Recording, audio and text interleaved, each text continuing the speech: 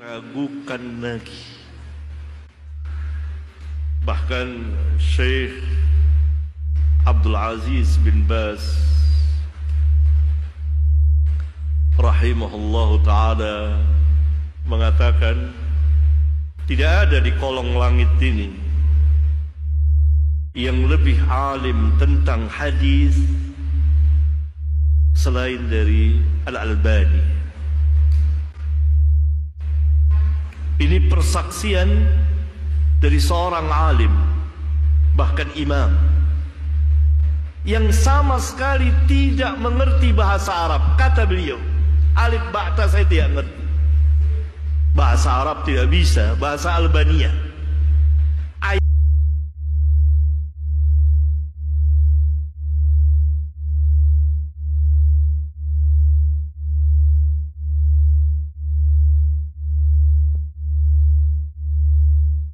Hakim Abdad, seorang ustadz Salafi Wahabi yang fanatik buta dengan Albani, yang dianggap sebagai Syekh Albani, yang dianggap juga sebagai seorang ahlul hadis.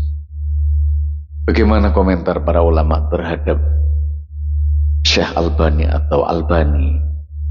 Kita akan melihat beberapa testimoni tentang Albani yang diagung-agungkan. Katanya tidak ada seorang ulama ahlul hadis yang ada di kolong langit yang lebih alim daripada Albani. Para Salafi Wahabi itu sepertinya mereka menelan ludahnya sendiri. Mereka kadang-kadang menyatakan tidak mau melakukan kefanatikan terhadap seorang ulama. Bahkan mereka tidak fanatik buta katanya. Tetapi hari ini kita akan melihat beberapa ustadz Salafi Wahabi, contohnya Hakim Abdad yang fanatik buta dengan Albani. Mari kita lihat beberapa sejarah tentang Albani.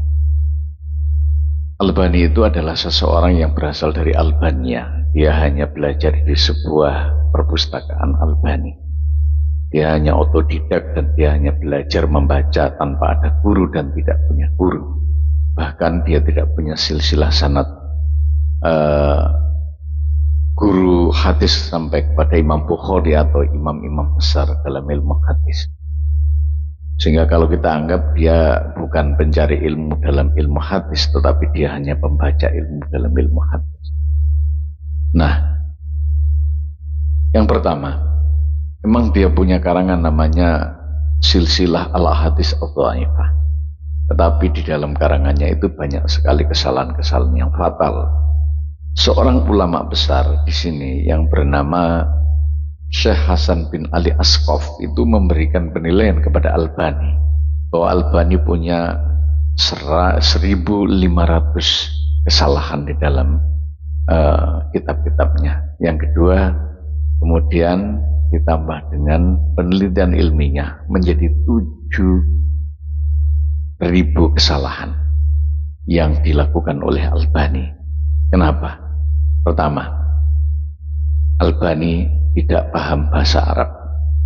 Mana mungkin orang yang tidak paham bahasa Arab kemudian dia bisa memahami mapping kitab-kitab yang berbahasa Arab, yakni kitab-kitab hadis yang ansih sumbernya dari Arab. Tidak mungkin. Nah, ini sudah masuk akal.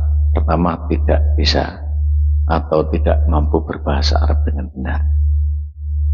Ini juga disampaikan oleh Hakim Abdad di awal tadi, bahwa beliau tidak bisa membaca bahasa Arab dengan benar karena dia adalah orang Albania.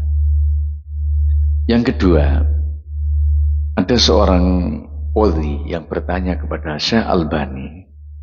Beliau bertanya kepada Albani, apakah Anda seorang ahlul hadis?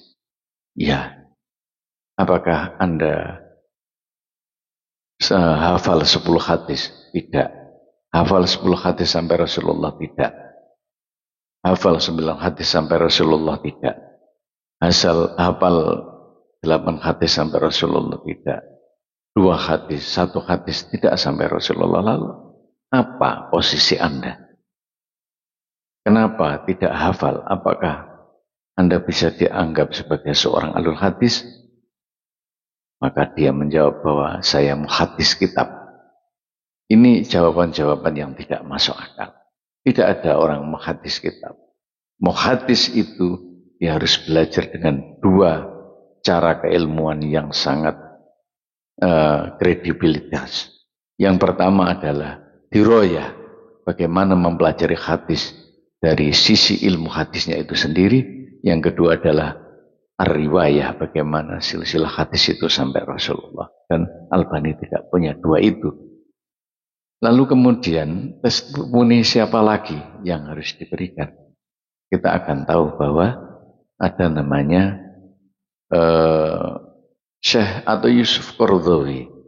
Dia menyampaikan bahwa di dalam sebuah kitabnya, di sini kitab itu dijelaskan oleh beliau, yakni kitab yang mungkin dikarang oleh beliau ini.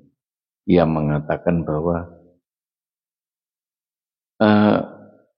dalam kitab Tanbihul Qori ala taqwiyati man dha'afahu Albani, dia mengatakan bahwa Albani mensahihkan hadis yang dhaif dan mendhaifkan hadis yang sahih. Di kajian lain, dalam inkonsisten Albani mengatakan dia tidak konsisten dalam hadisnya. Di dalam kitab Jami'us Shaghir dia mengatakan bahwa sahih, tetapi di dalam kitab Takhrij Mishkat Al-Masabih dia mengatakan dhaif. Ini artinya adalah sesuatu hal yang tidak konsisten yang dilakukan oleh Albani.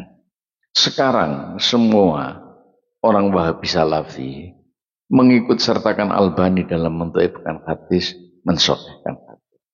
Padahal Albani itu adalah jauh dari Imam Bukhari. Albani itu di bawah sekali Imam Bukhari. Imam Bukhari adalah ahlul hadis, dia yang pantas mendhaifkan, mensahihkan, yang mengumpulkan hadis dengan silsilah yang jelas, dengan sanad yang jelas, dengan ilmu riwayah yang jelas. Oleh karena itu maka kita jangan tersesat. Ketika ada buku yang disahihkan oleh Albani belum tentu sahih. Ketika ada buku yang dhaifkan oleh Albani belum tentu dhaif. Albani tidak punya peran untuk mensahihkan dan mendhaifkan, bahkan membangun kebaikan dalam hadis.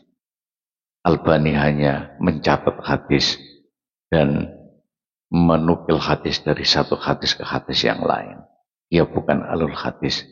Yang ahlul hadis banyak, seperti halnya Imam Bukhari, Imam Muslim, dan Imam Nasai. Itu yang harus kita ikuti.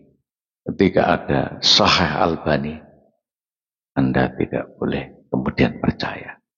Ikuti para ulama Ahlus Sunnah wal Jamaah dan para masyayikh NU yang paham tentang hadis sehingga tidak tersesat di dalam hadis. Wallahu a'lam bishawab.